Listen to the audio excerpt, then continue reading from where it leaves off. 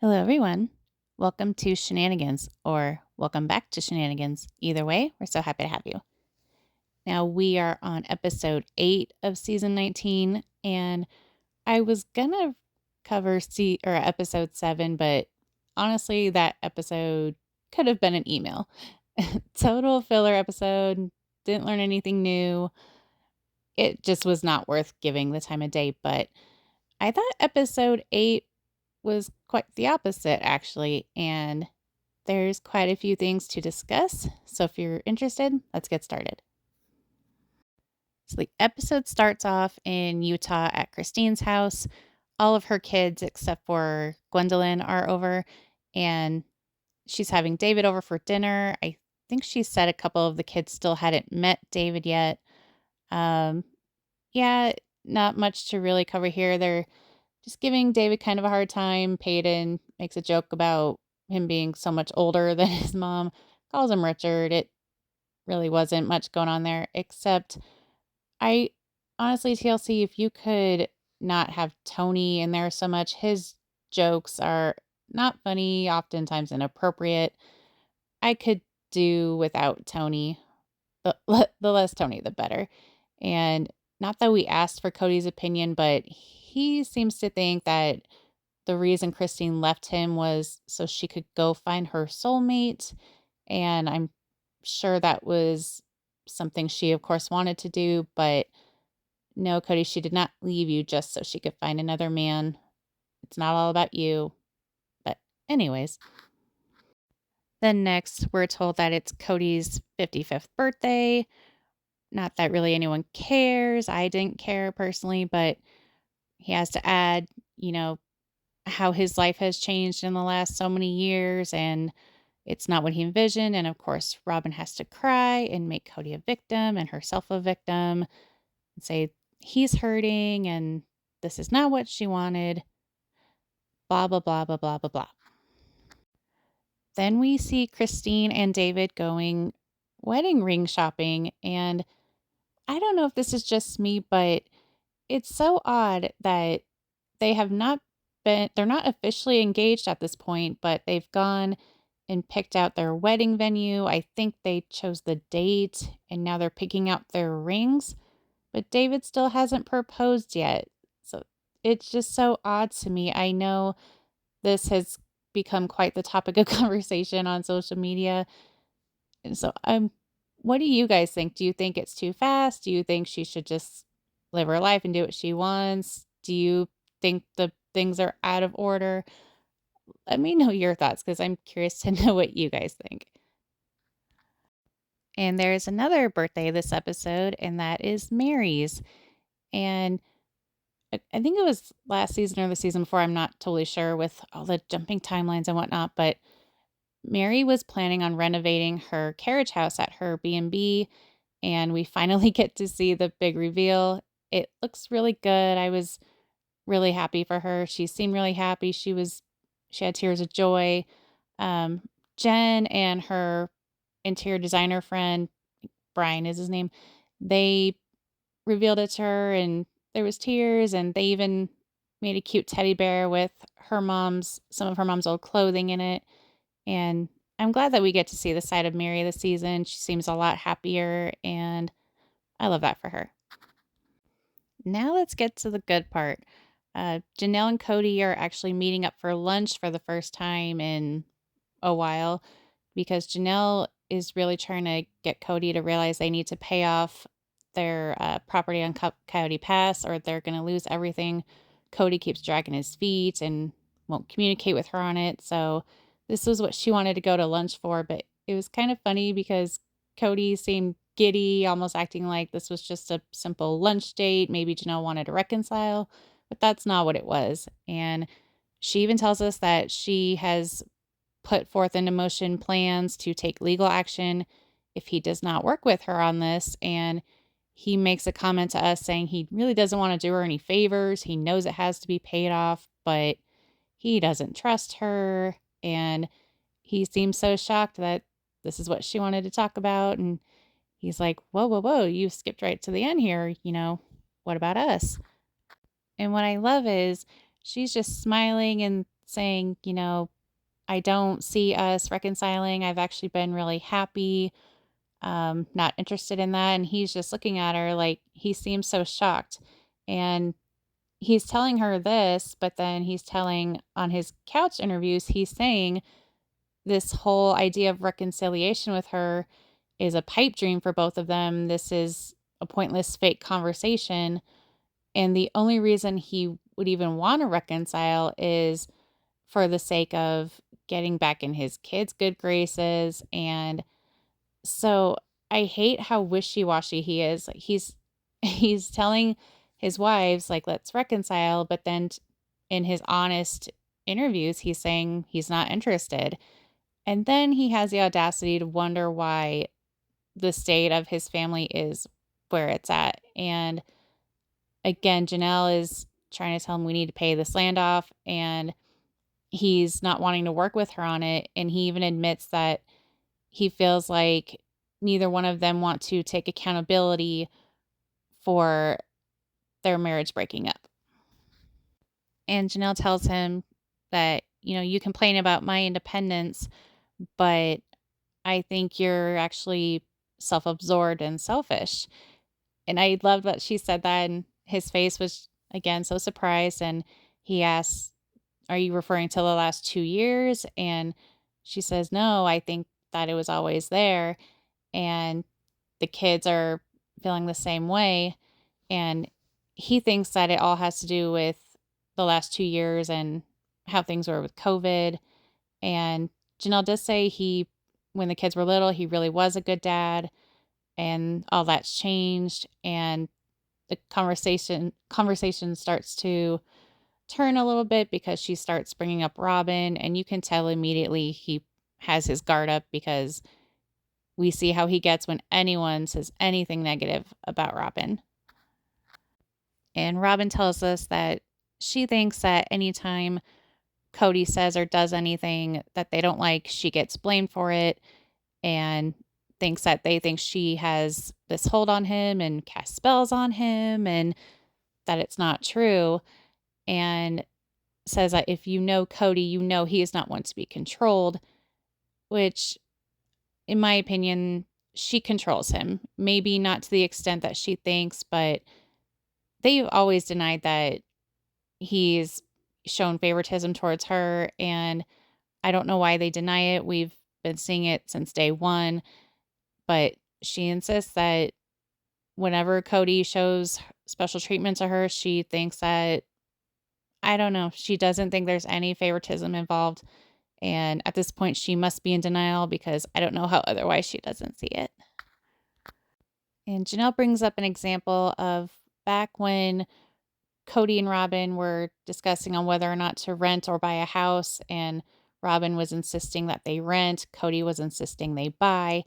And Janelle said that she had gone to Robin and said, do you think you guys could push for renting so that way it doesn't chew through their resources for trying to get out onto Coyote Pass? And according to Janelle, it was amiable, it was fine. And apparently Robin went to Cody and, quote, told on her. And when Cody brought it up to Janelle, he accused Janelle of being so mean to Robin. And Janelle's just like, whoa, this conversation had nothing to do with you. I never told you about it.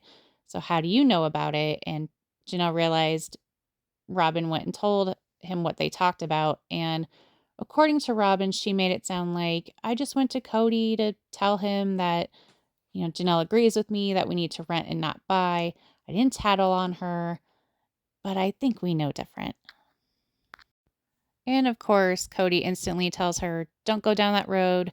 We're trying to heal things here. And bringing that up is just destructive to the conversation and what they're trying to do.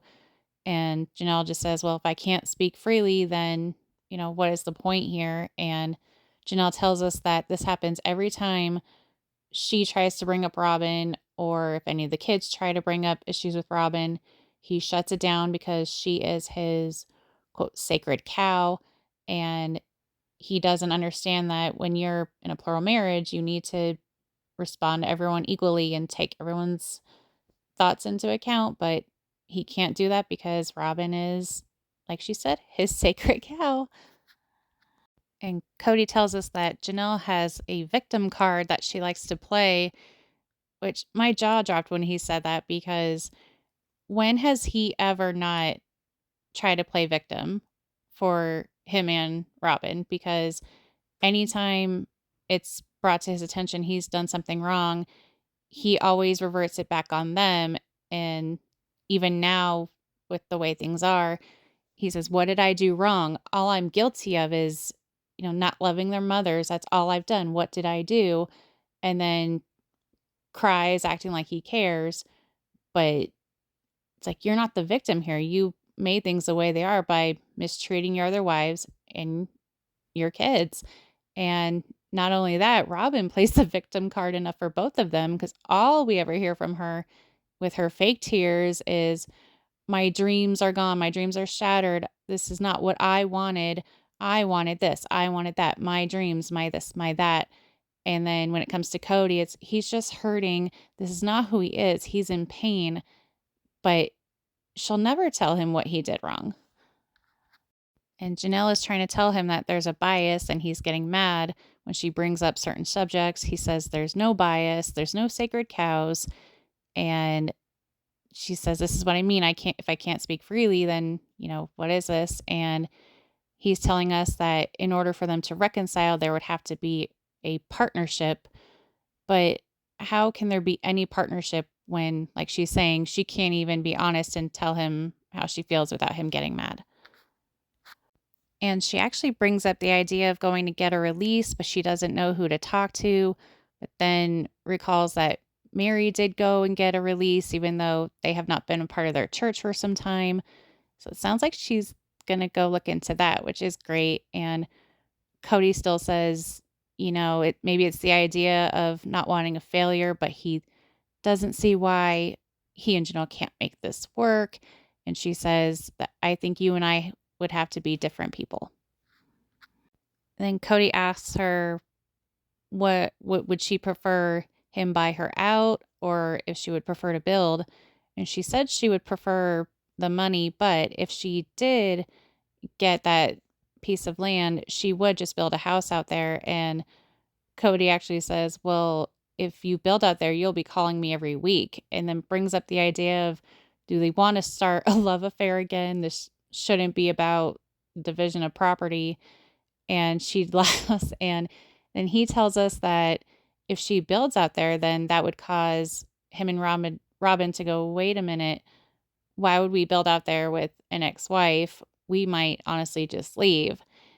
And either way, Cody, she's an ex-wife. Like, you're not reconciling. Mary's not going to build out there. Christine is obviously not going to build out there. So why did he not cut the losses with the land a long time ago? They should have sold it way back when Christine said, "Let's sell it and move back to Utah."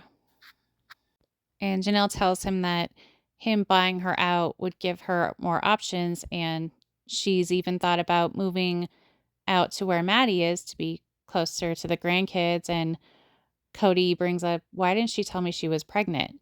Because at this point, she is pregnant with her third child. And Janelle says that a lot of the kids feel estranged from him and he doesn't know why. And Janelle says that Maddie has told her he hasn't been out to see her and the grandkids since her daughter was a baby and she's now 3. So since he's not showing interest in the 2 kids that she already has, why would he have any interest in learning that she's pregnant? And Cody doesn't understand why the kids are estranged, but he declares that it's all because of jealousy and gossip. And Cody tells us that for 25 years, he was a hero to those kids.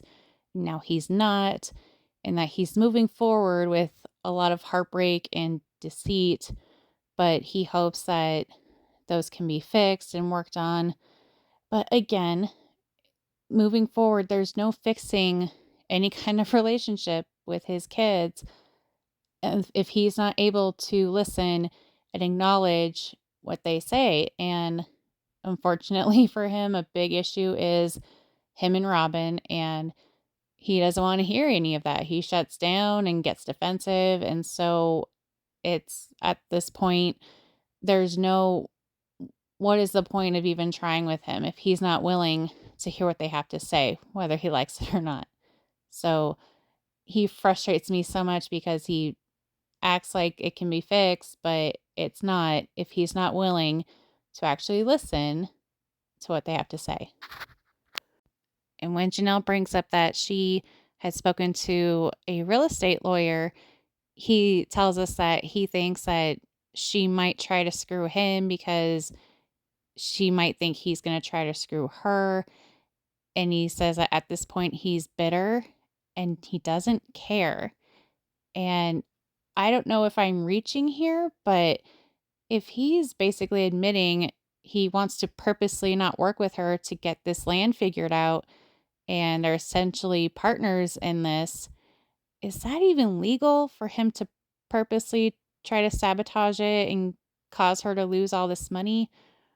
I don't know. What do you guys think? And from the look of it, it seems like it ended on a civil note, but Janelle says that she thinks that she'll have to lawyer up because I think she knows deep down he's still not going to work with her in spite of what he's telling her. And they leave. They hug each other goodbye. And he says, "Tell Savannah I love her," which my immediate thought was, why don't you just tell her yourself? Pick up the phone and call Savannah and tell her that you love her. And that concludes the episode. It looks like next week, Janelle and Mary will actually be meeting up to talk. And I was a little surprised to see that, but it looks like it's going to be civil. So no worries there. Uh, Christine introduces David to, looks like some of Janelle's kids. And looks like I think it's a bridal shower for Gwen, if I'm not mistaken. But Robin and Cody are going to be there. And I don't know, they make it seem like it's going to be so intense. And Cody tells us he doesn't see how it can go well for him and Robin. But I guess we'll see. Yeah. What do you guys think about everything going on so far? Um, Side note, I know Christine and David's PDA has been a big topic of conversation. Me personally, I'm not a fan of it. I can kind of see both sides. So on one hand, Christine's happy. She's a grown adult. Let her be happy. But at the same time, I think there needs to be some kind of respect for how her kids feel, even though they're adults. They're still going through the changes too with the divorce and all that. But again, this is almost 2 years ago at this point. So from what we've seen, obviously Christine and David are married. They seem happy. Everybody seems happy. So, but either way, I still am curious to know what you guys think about that. What do you think about Cody and Janelle's conversation? Um, what are your thoughts on that? What are your thoughts in general? Let me know. And as always, thank you so much for watching. Please give this video a like, a comment, and maybe share it. And please consider subscribing if you haven't already. We go live every Thursday evening. We have game nights. We do different kinds of trivia. We roast red carpet outfits here and there, and among other things, because we like to have fun around here. Once again, thanks for watching, and we'll see you on the next one.